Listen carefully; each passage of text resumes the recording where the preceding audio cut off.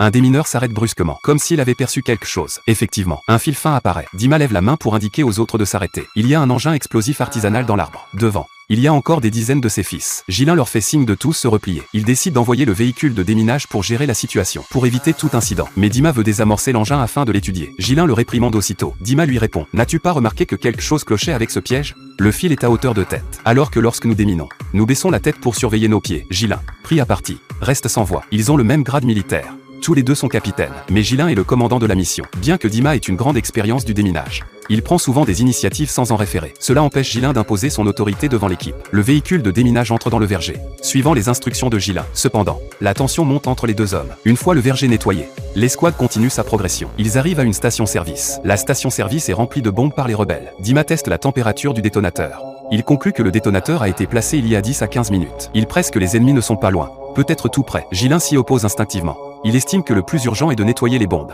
Dima obéit à l'ordre. Il place habilement le détonateur et pose la mèche. Il règle la mise à feu sur 5 minutes plus tard. Mais alors qu'il s'apprête à partir, il s'arrête brusquement. Dima aperçoit un câble électrique. Il tire dessus, essuie le fil vers l'avant, très vite, à travers un trou dans le mur. Il aperçoit l'ennemi. Dima, arme à la main, s'approche discrètement. Le rebelle sort immédiatement un détonateur. Dima se précipite, attrape sa main. Les hommes à l'entrée se mettent aussitôt en alerte. Il ne laisse que peu de temps à Dima. Une fois le détonateur maîtrisé, il sort son arme et abat l'homme. Il ne reste plus que 11 secondes avant la détonation. Il court en vitesse, arrache la mèche du détonateur et la jette dans le bassin à côté.